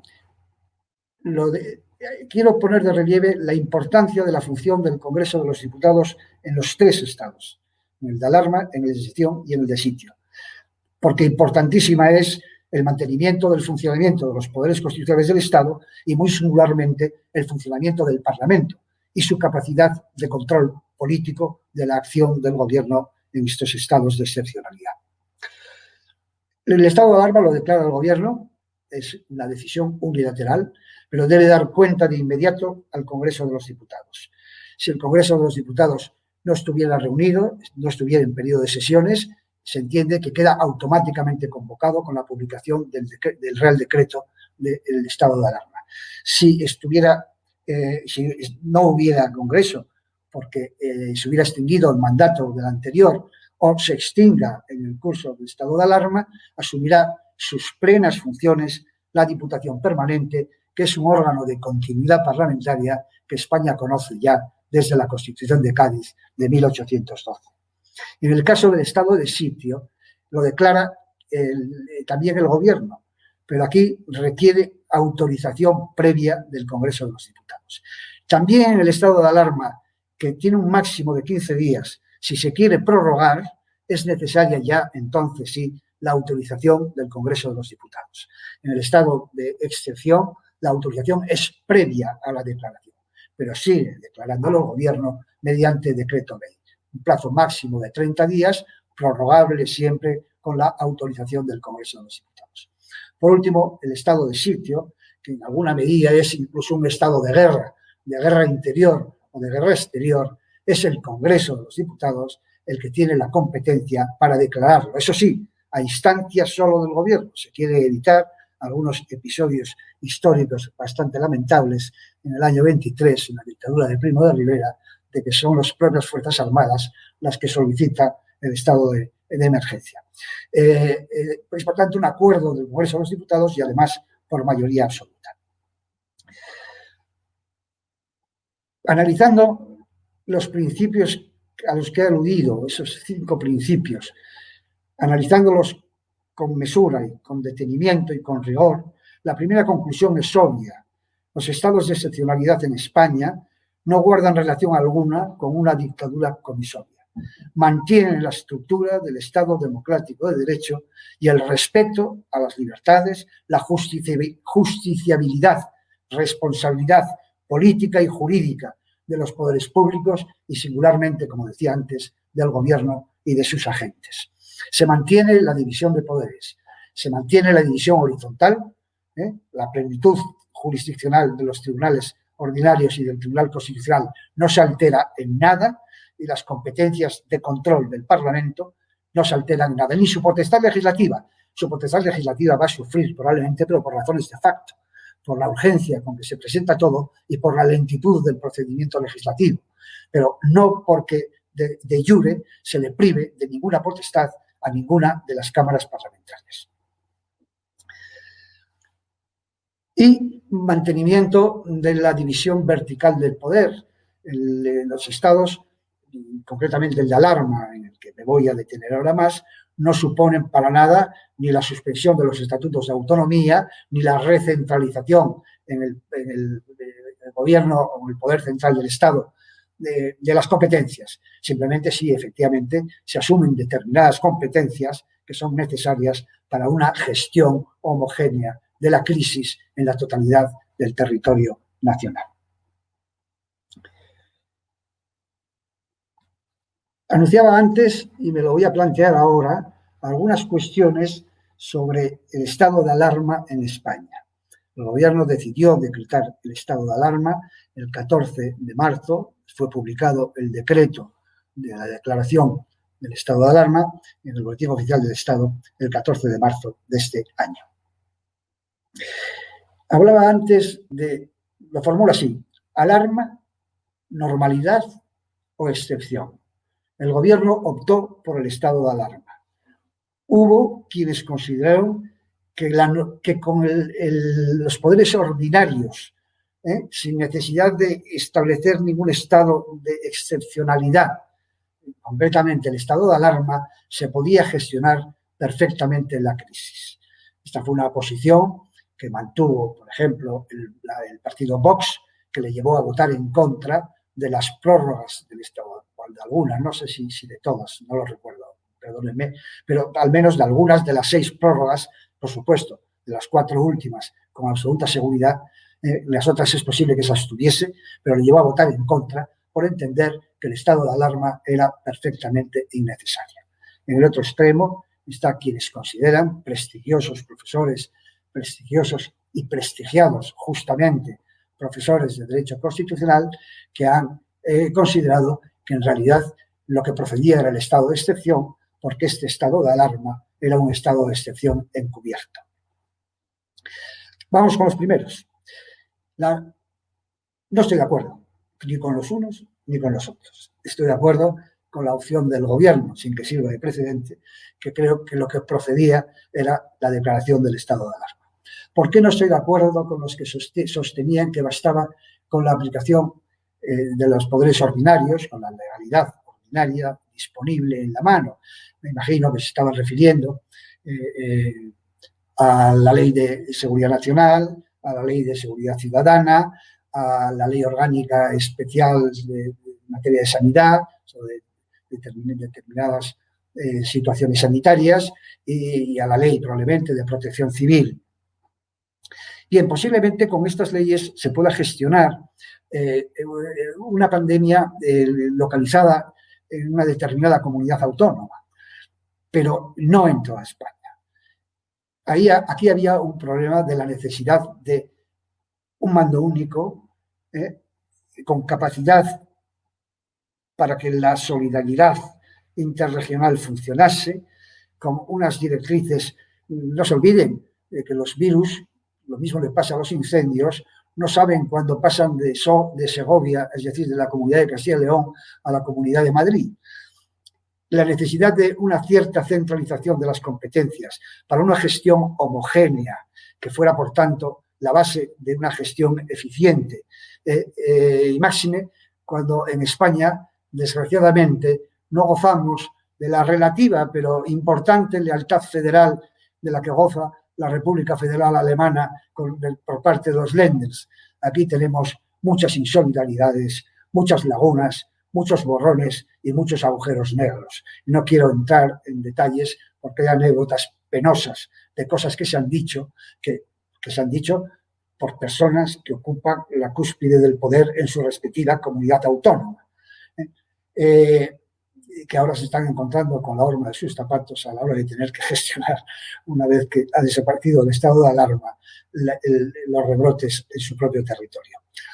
Yo sí soy de los que considero que el estado de alarma era necesario, aunque solo fuera por esa razón, aunque solo fuera por la razón de un mando único, centralizado, con criterios homogéneos, que hiciera valer la solidaridad interterritorial. Respecto a la posición de los que sostienen que lo que procedía era un estado de excepción, si no les he entendido mal, la argumentación principal es que realmente se han suspendido derechos. Es verdad que la pandemia, yo digo, no el estado de alarma, sino la pandemia, ha provocado la necesidad de intervenir y, por tanto, de limitar muchísimos derechos. Sin duda alguna, la libertad de circulación, pero también, de forma más directa o inmediata, el derecho de reunión y de manifestación, la libertad religiosa en su manifestación externa, de exteriorización del rito. Las procesiones de Sevilla, de Semana Santa o de Valladolid han tenido que ser suspendidas. Ha afectado al derecho a la educación, ha afectado a la libertad de empresa, ha afectado al derecho al trabajo, etcétera, etcétera, etcétera. Y ha afectado a veces con una enorme intensidad. No ha sido una mera afectación, ha sido una clara limitación, una clarísima restricción, a veces de una intensidad extrema. Yo eso lo acepto. Pero eso no es lo mismo que la suspensión de derechos. Voy a dar dos razones, las razones que, a mi juicio, avalan la tesis de la conveniencia, de la pertinencia del estado de alarma y no la del estado de excepción. La primera, en cierto modo, ya la he dicho, es que la diferencia para mí entre estos estados, a mi juicio, no es de cantidad, sino de calidad. Es decir, es una diferencia que descansa en la que son absolutamente distintos los hechos desencadenantes, los hechos habilitantes del uno o del otro. Aquí no nos encontramos con ningún problema de orden público, aquí nos encontramos con una catástrofe natural de naturaleza biológica. La segunda razón es que no es lo mismo suspender derechos que restringirlos, aunque sea restringirlos al máximo. Vamos a ver, suspender los derechos es privar de la titularidad subjetiva del mismo. El derecho suspendido temporalmente es un derecho temporalmente inexistente, por tanto carece de validez, por tanto carece de tutela judicial. A nadie en un estado de excepción o de sitio que suspende, por ejemplo, el derecho de manifestación, creo que a nadie se le ocurriría acudir a los tribunales porque la delegación del gobierno le ha denegado, le ha rechazado la manifestación que proyectaba. Y si acude, pese a todo, a los tribunales van a inadmitir el recurso por la inexistencia del derecho invocado. Es decir, que el derecho suspendido es un derecho inexistente durante el tiempo que dure la suspensión, carente, por tanto, de tutela judicial. Y además es un derecho suspendido para todos, es decir, para todos dependiendo del ámbito territorial, para todos los que se encuentren en el ámbito territorial para el cual se ha declarado el estado de excepción y se han suspendido esos concretos derechos de acuerdo con los que permite suspender el artículo 55 de la Constitución. Pero en el caso de la pandemia, el estado de excepción llevaría a la suspensión de los derechos para todas las personas que se encontrasen en territorio del Estado español, en territorio de España. Por el contrario, cuando el derecho no se suspende, aunque se restrinja, y mucho, los ciudadanos seguimos siendo titulares subjetivos de ese derecho. Y por tanto se puede cuestionar la legitimidad de la intensidad de la intervención. Y no es muy distinto, a mi juicio, no es muy distinta la posición de lo que en el fondo es una colisión entre bienes jurídicos, en una situación de normalidad, el juicio de ponderación del juez, en su caso, en una situación de normalidad que bajo un estado de alarma. Sin duda alguna, los aspectos fácticos, es decir, la agresividad contra un derecho fundamental o un bien jurídico protegido en una situación de este tipo, en este caso la potencial agresión intensísima, brutal, al derecho a la vida, a la integridad física y a la salud, hay que considerarla a la hora de tomar una decisión, la ponderación entre colisión de bienes jurídicos. Y probablemente habrá que sacrificar otros bienes jurídicos a la preservación de la vida. Pero ¿hasta qué punto? ¿Y en qué condiciones? Todo eso se puede dilucidar y se puede llevar a los tribunales de justicia. Luego pondré 2 ejemplos sobradamente conocidos, porque son de máxima actualidad. No olvidemos que el derecho a la vida, que hay 2 derechos que son el presupuesto ontológico de todos los demás. El derecho a la vida es el presupuesto material del disfrute de todo el resto de los derechos, y la libertad de pensamiento es su presupuesto espiritual. Por tanto, mi posición, creo que ha quedado claro, suspender un derecho no es lo mismo que intervenir en ello y limitarlo, aunque la limitación sea extrema. En este caso, el juez tendrá que aplicar los tests de ponderación al uso. Primero, encontrar el fundamento de legitimidad, el fundamento constitucional. Se enfrenta un bien jurídico con otro y está justificada la limitación. Ahora, ¿hasta dónde? Principio de idoneidad o de adecuación, que las medidas tomadas sean adecuadas para preservar el bien protegible que se pretende proteger, y el principio de proporcionalidad. A lo más que estoy dispuesto a ceder es que bajo el estado de alarma, siguiendo en alguna medida alguna jurisprudencia del Tribunal Europeo de Derechos Humanos, baste el juicio de razonabilidad de la medida limitativa del derecho y no haya que ir al test estricto de proporcionalidad. Tengo mis dudas, pero sería a lo más a lo que estaría dispuesto a llegar. Y vayamos con los ejemplos. El derecho de manifestación, el derecho de reunión y de manifestación. El 1 de mayo está prevista, bueno, para el 1 de mayo se notifica a la delegación del Gobierno de Galicia que se va a celebrar una manifestación en Vigo, manifestación en automóviles, es decir, sin contacto físico entre las personas y con un determinado trayecto. La delegación del Gobierno deniega la autorización, no la autorización, sino que prohíbe la manifestación, no es denegar una autorización que no existe, prohíbe la manifestación. Los afectados recurren al Tribunal Superior de Justicia de Galicia, que confirma la prohibición gubernamental, y acude el amparo al Tribunal Constitucional. Recae el recurso de amparo en la sala primera del tribunal, que se muestra absolutamente dividida por mitades. En un auto insólito, el empate lo dirime el voto de calidad del presidente, pero un auto insólito y enormemente prolijo, porque lo normal en la práctica constitucional del tribunal en estas situaciones es elevar al pleno la cuestión, pero en un auto se inadmite a trámite el recurso, con una serie de argumentaciones que a mí se me antojan de una extremada debilidad. Argumentaciones tales como que, bueno, pues una manifestación que supone una concentración de automóviles puede provocar atascos en la ciudad y entonces habrá dificultades para desplazamientos necesarios de ambulancias, de policías, de bomberos.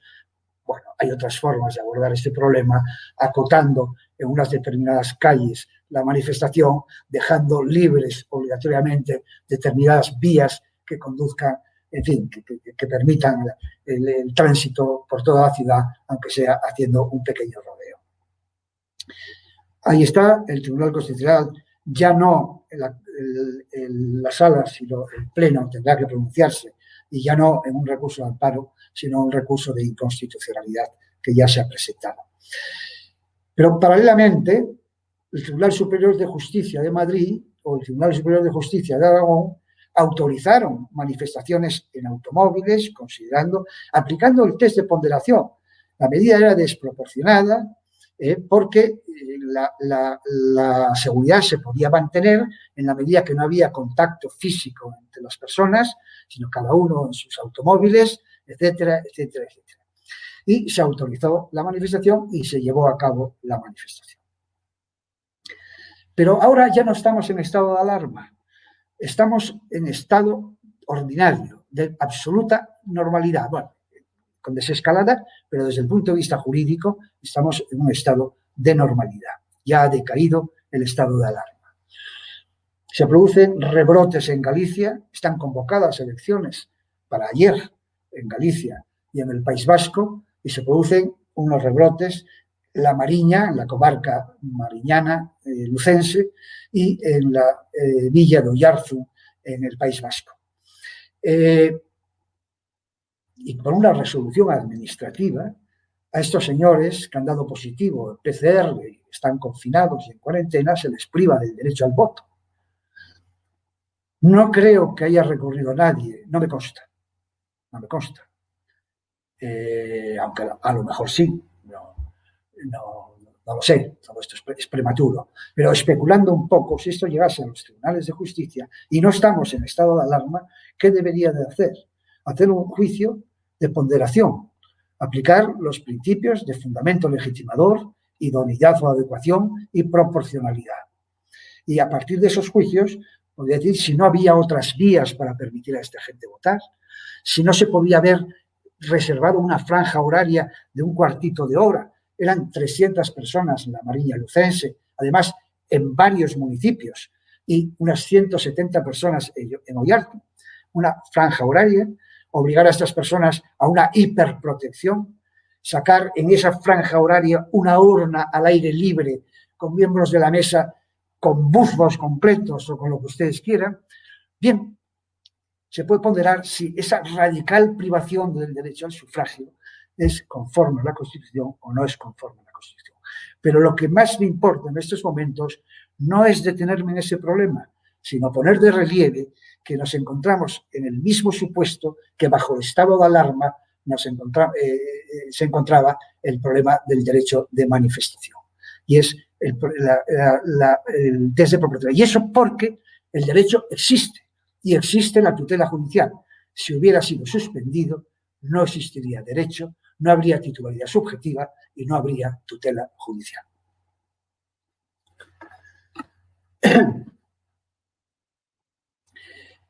Y voy a hablar, yo no sé el tiempo que llevo, caramba, cerca de una hora. Señor moderador, bueno, yo sigo, mientras no me hagan callar. El control político de oportunidad. He dicho que subsiste, como subsiste la continuidad de los poderes constitucionales del Estado, que no se ve alterada por la declaración de estos estados, subsiste el control político de oportunidad y el control jurídico de licitud a través del ejercicio de la jurisdicción. El control político de oportunidad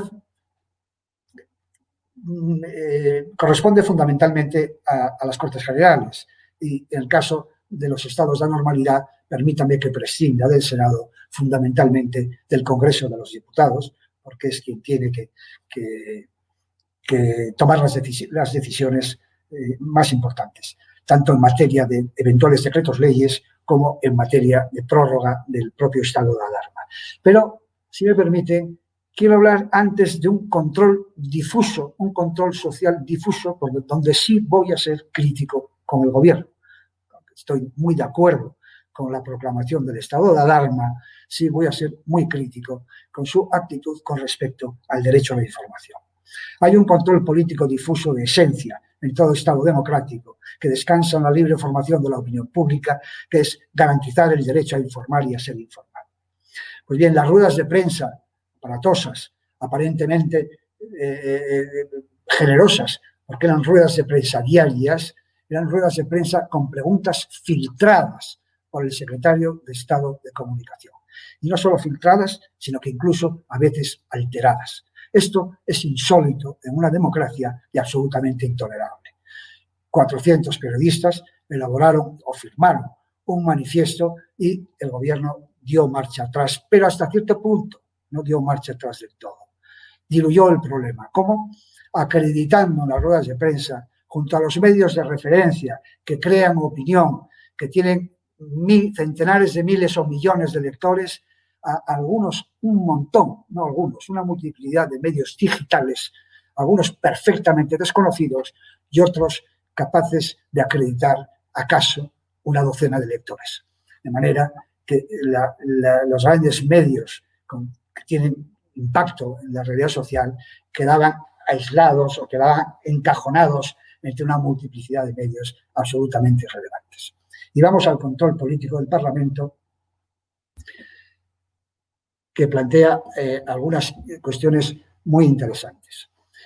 Se puede decir que entre el 10 de marzo y el 17 de abril, el Parlamento vive, el Congreso de los Diputados, ya yo voy a dejar aparte el Senado, el Congreso de los Diputados vive prácticamente congelado.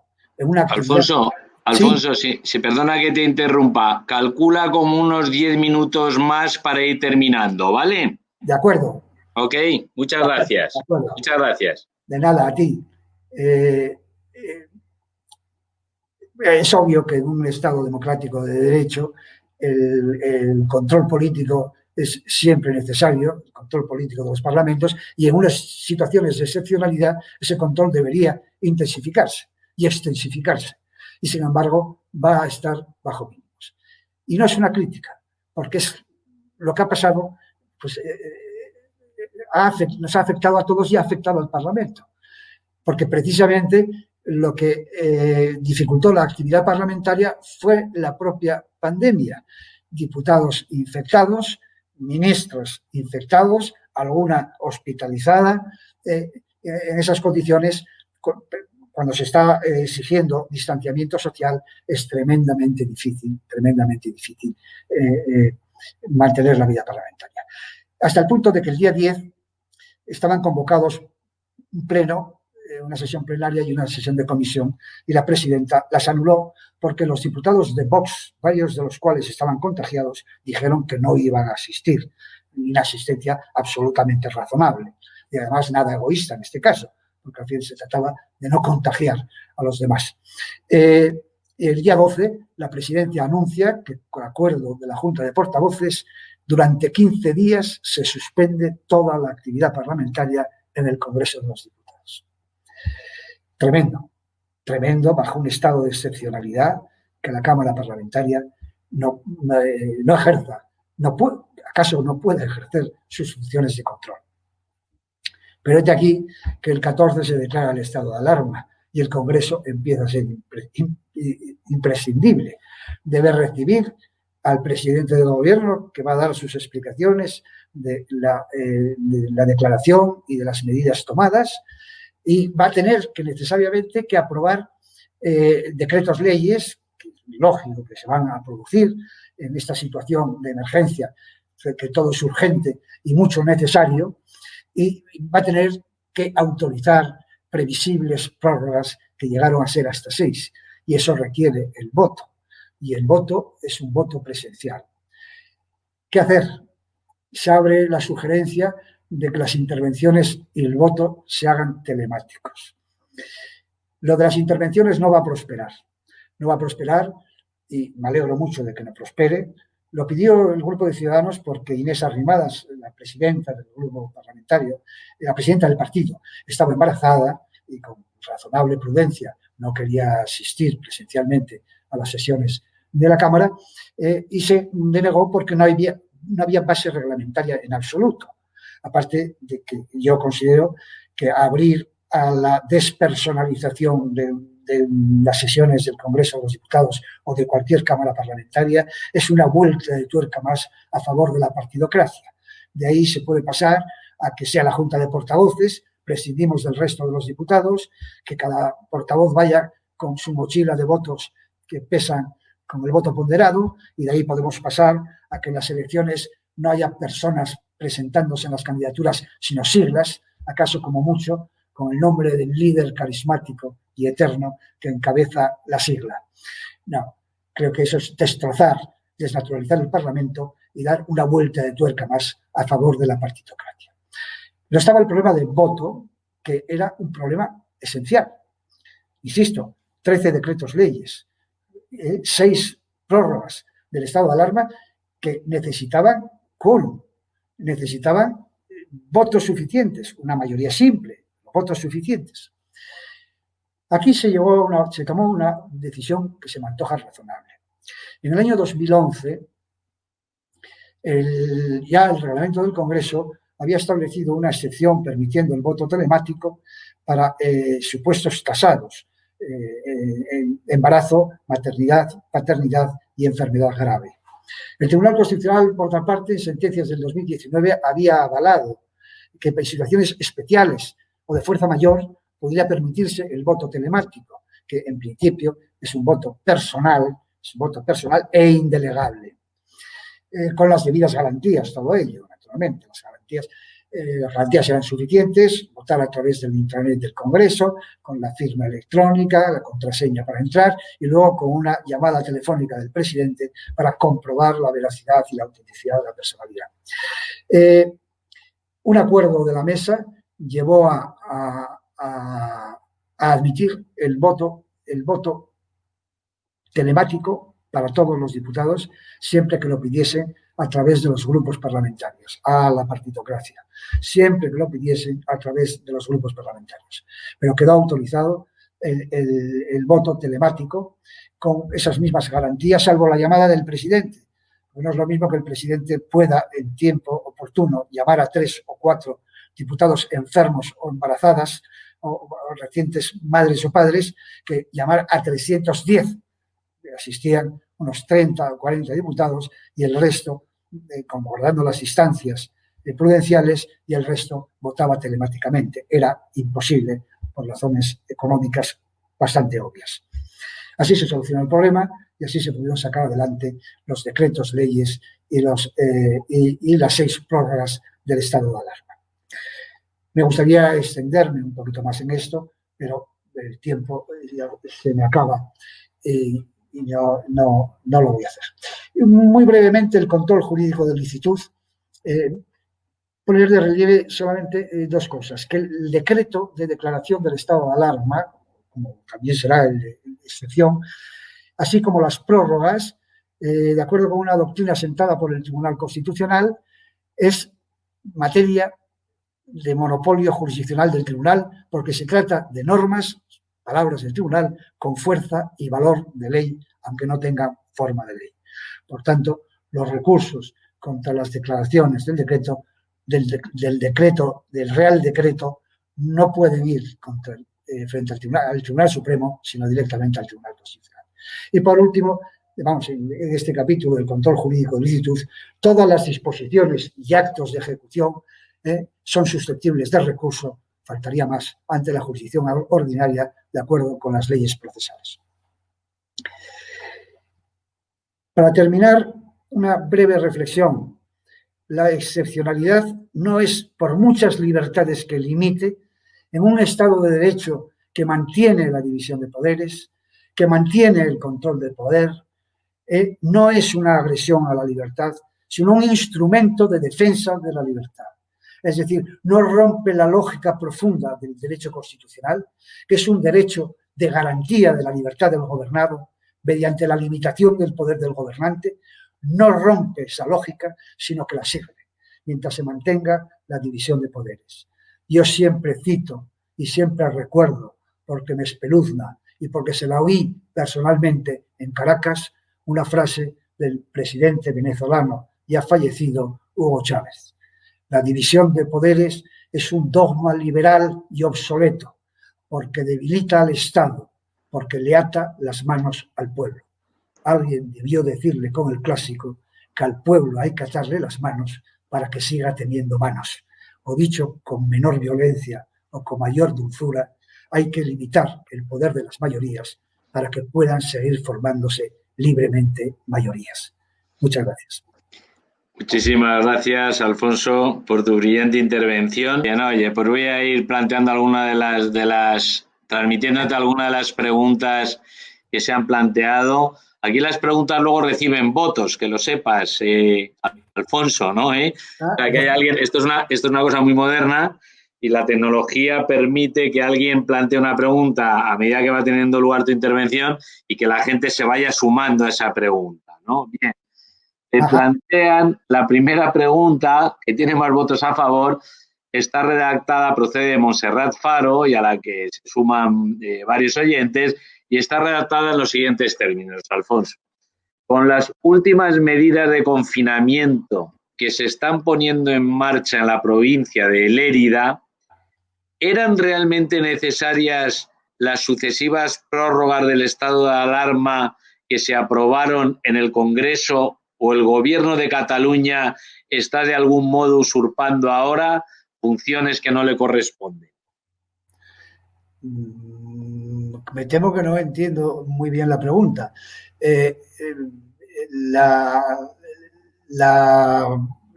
confinamiento catalán está ya fuera del estado de alarma, y las sucesivas prórrogas del estado de alarma yo considero que eran pertinentes de acuerdo con los consejos de los expertos, de acuerdo con los datos que existía mientras existió una transmisión comunitaria. No me sé, yo no soy ni epidemiólogo, ni médico, ni virólogo, y no quisiera ser todólogo. No sé exactamente cómo responder a esa pregunta. Yo creo que la pregunta va dirigida en estos términos, ¿no? ¿Ahora realmente está habiendo una usurpación?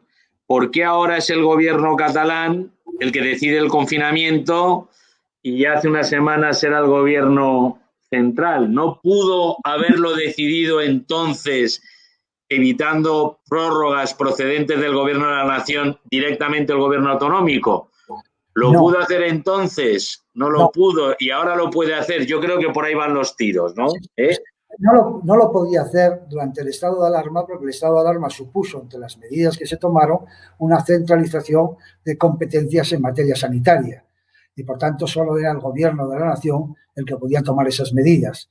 Una vez que desaparece el estado de alarma, recuperan las competencias las comunidades autónomas, y ellas son las que pueden tomar las medidas que le permitan la legislación sanitaria y el conjunto de la legislación aplicable al caso.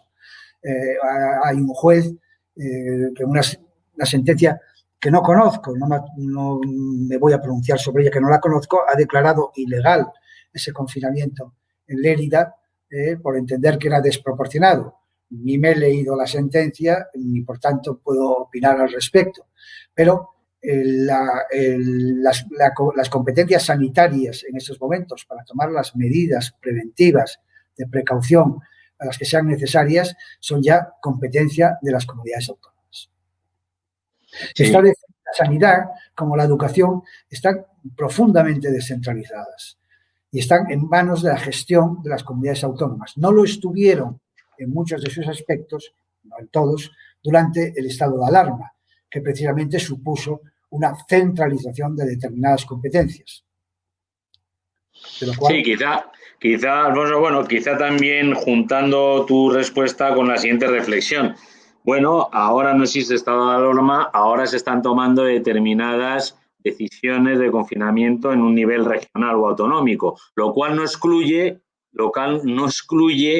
que si los rebrotes empiezan a generalizarse, pueda volver a recuperarse el espíritu del mando único con un nuevo estado de alarma, ¿no? Me imagino, ¿no? Así es, pero si te fijas, cuando en mi exposición puse de relieve que el argumento de Vox de que no hacía falta el estado de alarma porque las comunidades autónomas podían gestionar cada una de ellas con sus competencias, sorprendente actitud de Vox, que con la legislación ordinaria era suficiente, el argumento que yo di para estar en desacuerdo con ello era la necesidad, dado en aquel momento de una situación de transmisión comunitaria generalizada en España, en unas zonas más intensas y en otras menos intensas, pero no controlada en toda España, era la necesidad de centralizar, homogeneizar las políticas para enfrentarse al coronavirus. El gobierno consideró que ya no era necesario, que se iba a una desescalada y no promovió ya más estados de alarma. A partir de ese momento, las comunidades autónomas recuperan en su integridad las competencias sanitarias en materia de sanidad, que son amplísimas, como lo son en materia educativa. Muy bien, mira, la segunda pregunta yo creo que tiene que ver también con este tema de la intervención a nivel central o a nivel regional. Yo creo que ya se ha contestado bastante. Y tienes aquí una pregunta también con varios votos ahí que se añaden procedente, mira, de un vicedecano. De un vicedecano mío y amigo tuyo, que es Tino Martínez, ¿no? Fastino. Y pregunta lo siguiente, ¿y considera el ponente que al amparo del estado de alarma se han recortado, limitado o restringido derechos fundamentales y que se ha ido más allá de una simple afectación de su ejercicio? Bueno, yo creo que eso lo has respetado, tú lo has respondido un poco con el tema de la tutela. Luego volveremos sobre ello. Y sigue preguntando Tino. No ha habido suspensión, por tanto, pero pienso ahora en los derechos de reunión, en la libertad de ambulatoria o el caso de las elecciones autonómicas propuestas y finalmente celebradas ayer, en que la delimitación ha ido un poco más allá. La pregunta es la siguiente, ¿cabría exigir responsabilidad al Estado por tales restricciones y suspensiones?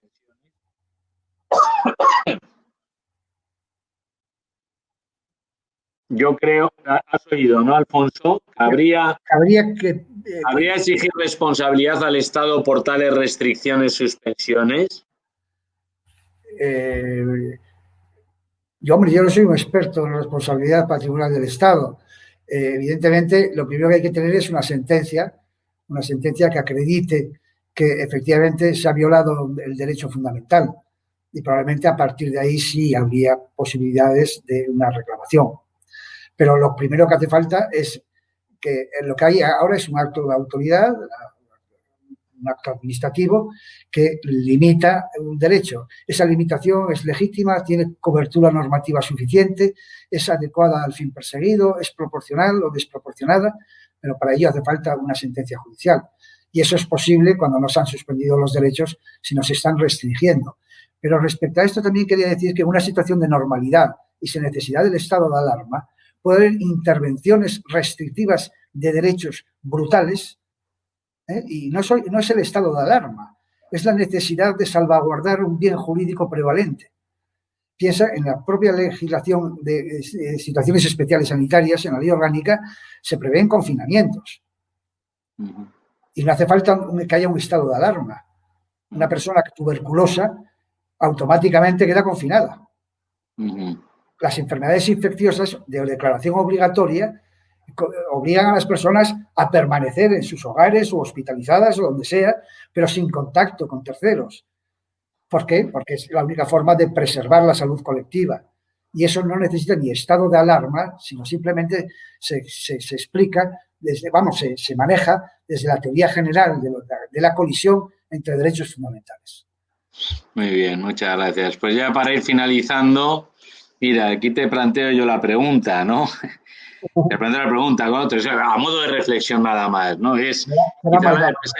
Dado tú lo has señalado al final, las restricciones en términos de tutela rodean al estado de alarma precisamente porque adquiere la forma de decreto, ¿no? Ya lo has señalado tú, la famosa sentencia que considera que son normas con fuerza de ley, con todas las restricciones que a efectos de impugnación ello conlleva, ¿no?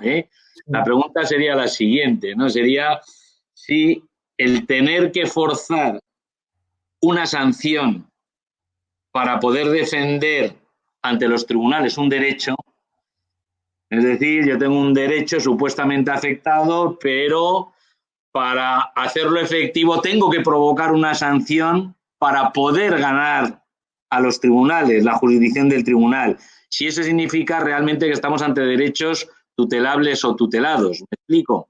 Si el tener que forzar una sanción, que a ti te sancionen, para poder recurrir lo que hay detrás de esa autoridad a los efectos de la sanción, si eso no conllevaría a discutir realmente que el derecho en sí sea un derecho tutelable o tutelado, porque tienes que forzar una sanción para poder recurrir la norma que ampara esa sanción. Esa sería la pregunta, ¿no? No. La norma es perfectamente recurrible. La norma es perfectamente recurrible ante la jurisdicción ordinaria. Si se ha recurrido o no se ha recurrido es otra cuestión, pero la norma el decreto en cuanto tal no se puede recurrir ante la jurisdicción ordinaria. No, ante el Tribunal Constitucional. Por eso bueno, y al Tribunal Constitucional se puede recurrir en los términos que se puede recurrir. Es a donde voy, Alfonso. Sí, sí. En el fondo tienes un decreto que está restringiendo, vamos a decir, de manera a veces hasta casi extrema determinados derechos o libertades, desde luego la deambulatoria, ¿no? Sí. Y el caso es que el ciudadano afectado no puede recurrir eso, no puede recurrir. Y lo único que le cabe es el qué, esperar a los actos de aplicación de esa norma, en principio irrecurrible, para recurrir esos actos que son sanciones. Es decir, a mí se me prohíbe salir a la calle y la única manera que yo puedo intentar rebatir la legalidad de esa medida que me prohíbe salir a la calle es el qué, salir, que me impongan una sanción y entonces recurrir la sanción para discutir en el marco de ese recurso la legalidad, constitucionalidad que la norma que le sirve de cobertura. Esa era un poco la reflexión pregunta, ¿no, Alfonso? No, sí. Era decir, hombre, realmente eso significa que, como tú has dicho, la diferencia entre lo que tú consideras una restricción y una suspensión, tú decías, no, es que en la suspensión el derecho dejas de ser titular del derecho y por tanto el derecho no es tutelable. ¿Estamos o no? Mientras que la restricción, el derecho es tutelable. Esa es la línea que tú has marcado, ¿no? Eso es comprensible desde el punto de vista teórico, pero desde el punto de vista práctico también se plantean problemas, ¿no? Que es quizá, es una reflexión más que una pregunta, ¿no? Y dices, bueno, es verdad lo que estás diciendo y es verdad que en el caso de la restricción tú sigues siendo titular de un derecho y en cuanto titular de ese derecho es un derecho tutelable por los tribunales, estamos de acuerdo, ¿no? Pero ojo, tutelable por los tribunales de una manera muy restringida a su vez, ¿no? Con el ejemplo que te he puesto yo es obvio, o sea, tienes que salir a la calle y forzar que te pongan una multa de 300 euros para que al recurrir esa sanción ante los tribunales puedas discutir la constitucionalidad del decreto que le sirve de cobertura. Esa era la reflexión pregunta, ¿no? Es una reflexión que comparto siempre y cuando me estés hablando de medidas tomadas directamente en el Real Decreto Ley de Declaración y no en disposiciones de aplicación. Y no en disposiciones de aplicación, porque esas sí que son efectivamente recurribles directamente ante el contencioso. Exactamente. Claro, y es que la mayoría de las medidas tomadas contempladas en los decretos han sido desarrolladas después en órdenes ministeriales, etcétera, que son perfectamente recurribles, efectivamente. Muy bien. Bueno, querido Alfonso, pues querido Alfonso y queridos, voy a poner aquí un saludo muy afectuoso a todos nuestros oyentes, saludo que estoy convencido que comparte el ponente, saludos al equipo de canal y saludos desde luego a quienes nos han seguido desde el resto del territorio nacional, a nuestros queridos conciudadanos y especialmente afectuoso por la diferencia horaria a quienes han tenido a bien seguirnos allende de los mares, ¿no? Que sepas, Alfonso, que a lo largo que en el chat pues hemos recibido saludos y felicitaciones por este webinar, procedentes de Perú, procedentes de México, procedentes de Brasil, procedentes de Chile, procedentes de Colombia. O sea, que efectivamente yo creo que ese Instituto Iberoamericano de Derecho Militar comparado tiene una base aquí y tiene una base en América Latina sobre la que seguir trabajando a la luz del éxito de audiencia que está teniendo el presente seminario. Y ya sin nada más por mi parte, Alfonso, si quieres despedirte de los oyentes. Agradecer a los oyentes su interés, su presencia, el hecho de que se hayan interesado por este seminario. Agradecimiento de todo corazón porque nos ayuda, no solo porque a lo mejor les somos de alguna utilidad, pero ellos a nosotros sí nos son de mucha utilidad. Por tanto, muchísimas gracias y gracias a ti, querido Ricardo, por tu amable colaboración. Muchísimas gracias. Pues lo dicho, queridos oyentes, queridos hermanos de aquí y de allá, de Allende los Mares, queridos latinoamericanos, hermanos latinoamericanos, os esperamos mañana con una intervención, me imagino que tan interesante como la de hoy de Alfonso Fernández Miranda, que es ni más ni menos que la procedente del GEMAT, ¿no? Hablándonos de cuál ha sido el papel que ya ha adelantado la ministra de las Fuerzas Armadas durante el COVID-19 en nuestro país y que va a servir de aperitivo para las 2 jornadas siguientes en las que se hará un análisis de derecho comparado. Muchísimas gracias y un saludo a todos y nos despedimos hasta mañana a las 7 de la tarde. Buenas tardes.